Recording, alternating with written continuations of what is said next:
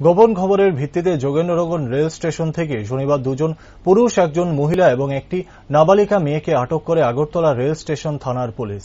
তারা হল ঝুমা দেব, রাজু দাস, রাজু রায় সহ একজন নাবালিকা।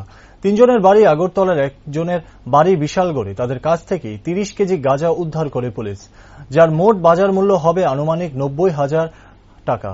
আগরতলা শিলচর প্যাসেঞ্জার ট্রেনে পাচারকারী শিলচরের উদ্দেশ্যে এই শুকনো গাঁজাগুলি নিয়ে যাচ্ছিল বলে জানালেন পুলিশের এক আধিকারিক। আজ তাদেরকে কোর্টে প্রেরণ করা হবে এবং রিমান্ডের আবেদন করা হবে বলে জানা যায়। রাজ্য সরকার ত্রিপুরাকে নেশামুক্ত রাজ্য গঠনের স্লোগান দিয়ে নেশা কারবারিদের বিরুদ্ধে কার্যত যুদ্ধ ঘোষণা করলেও থেমে নেই নেশার রমরমা কারবার।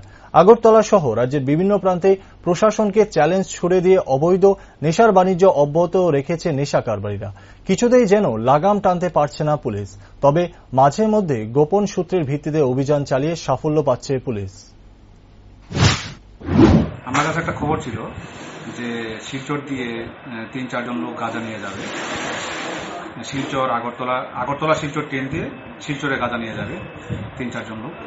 তো আমাদের কাছে প্রথম খবর ছিল যে আগরতলা স্টেশন থেকে উঠবে। পরে খবরটা চেঞ্জ হয়ে গেল, বললো যোগেন্দ্রনগর থেকে। ঠিক আছে, তারপর আমরা যাই, গিয়ে ওখানে যোগেন্দ্রনগর ট্রেনটা থামার পরেই দেখেছি 4 জন লোক ওঠার চেষ্টা করছিল ট্রেনে। তো আমরা ওদেরকে থামালাম। তারপরে আমাদের ওমেন পুলিশ ছিল, সঙ্গে 2 জন মহিলা ছিল আর 2 জন পুরুষ ছিল। ওদের কাছে ব্যাগে গাঁজা পাওয়া যায়।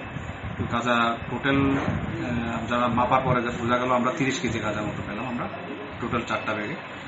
তো আমরা সিজ করলাম এবং ওদেরকে অ্যারেস্ট করলে নিয়ে আসলাম এখন বাজারঘাটে। তো ওদের নাম হলো, একজন মহিলা ঝুমা দেব, এলাইস গোল্টি।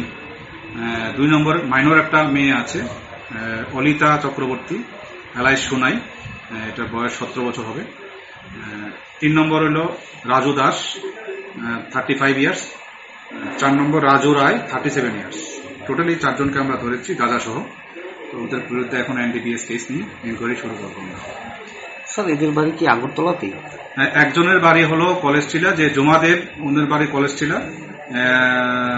অলিতা চক্রবর্তী, ওর বাড়িও কলেজটিলা। রাজু দাস বিশালগড় বাড়ি, আর রাজু রায় পূর্ব প্রতাপগড়, ওদের বাড়ি। আগরতলায় 3 জন, একজন বিশালগড়।